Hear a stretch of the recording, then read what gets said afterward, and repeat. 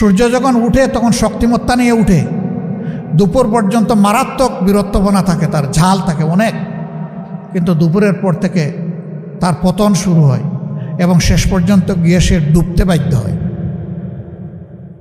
কারো সূর্য মাথার উপরে দুপুরবেলা স্থির হয়ে থাকবে না, থাকে নাই অতীতে, আগামীতেও থাকবে, এই কথা চিন্তা করার কোনো কারণ নেই।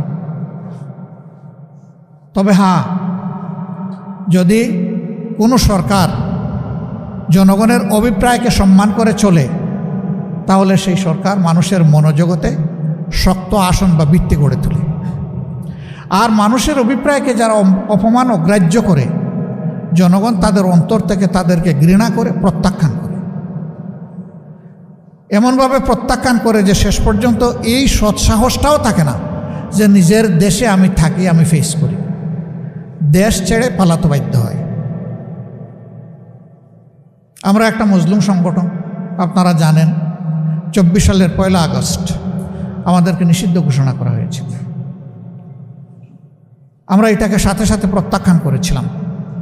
আমরা ধন্যবাদ জানাই, সেই দিন বিএনপিও এটাকে প্রত্যাখ্যান করেছিল, আমাদের সমস্ত গণতান্ত্রিক ধারার দলগুলো প্রত্যাখ্যান করেছিল, এলডিপি করেছিল। সম্ভবত সবার আগে এর প্রতিবাদ করেছিলেন ডক্টর কর্নেল অলি আহমদ।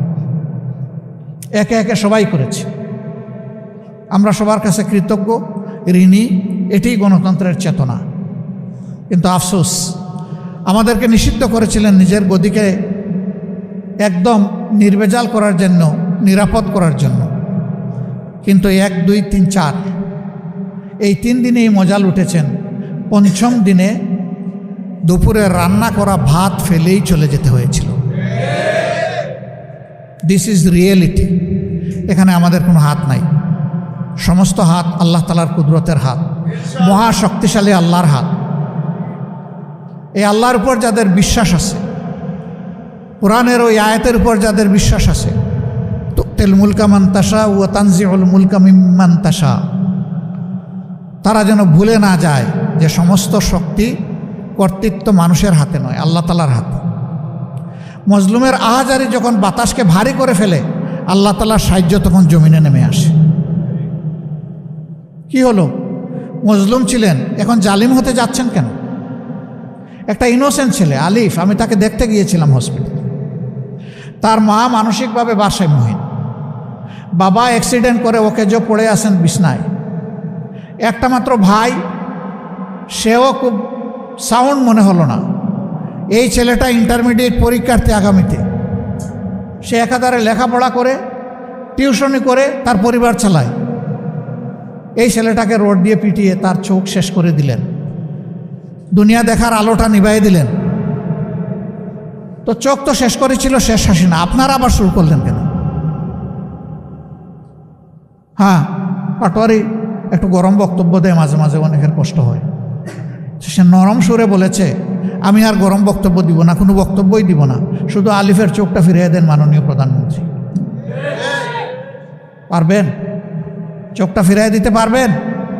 পারবেন না।